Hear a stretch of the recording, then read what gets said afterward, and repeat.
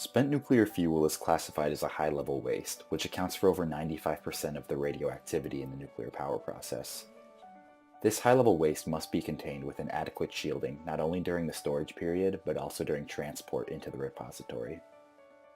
In addition to being highly radioactive, spent nuclear fuel gives off large amounts of heat due to the fission products strontium-90 and cesium-137, which necessitates thick shielding and insulation materials to provide proper protection to workers. As a result, the access tunnels in our fuel repository would need to be wide enough to accommodate such bulk. Spent nuclear fuel has the potential to be reprocessed for further use in power generation. Although the reprocessing of high-level waste has been allowed in the past for the United States, it is not currently being practiced in general. However, the long half-life of spent fuel, which spans several thousand years, led us to conclude that we should design our repository to allow for the recovery of the radioactive waste. One question that we need to ask is how much lead is necessary for proper shielding?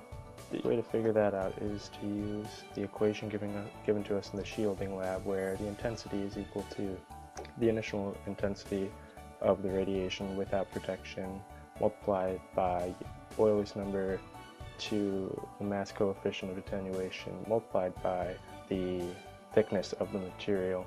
So in this case, we would measure the intensity of the radiation of the unshielded spent nuclear fuel, and then what the intensity that we were looking for would be equal to would be the safe level of radiation that humans are able to withstand. And so when solving for the thickness of our lead, we're going to divide I safe by the I intensity of the radiation, and that's going to be equal to Euler's number to the mass attenuation of lead for high energy radiation. And we're taking the natural log of both sides, which would give us the mass attenuation multiplied by the thickness, and then in each case we divide by the mass attenuation, and that would give us our thickness of lead that we would need to use. The construction of our repository for safe storage of spent fuel would consist primarily of a large lead container.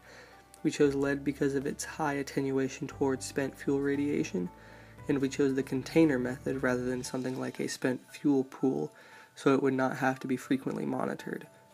To minimize costs, the container would be in the shape of a sphere, which would minimize surface area and therefore maximize the mass attenuation.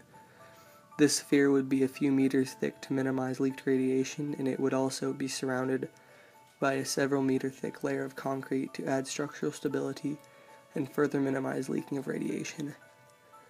With the spent fuel interred, it would then be taken to a remote location where seismic activity is low and it could not be stumbled upon. It would then be buried several meters below the ground to ensure it would not be found, and in the event of an accident, it would have both delayed and lessened radiation on the environment. To implement our pre-design correctly, important concepts such as radioactive decay, shielding, the effects of radiation on different materials, and nuclear chemistry are needed to be understood well. For our pre-design, mathematical models are needed, which use differential equations.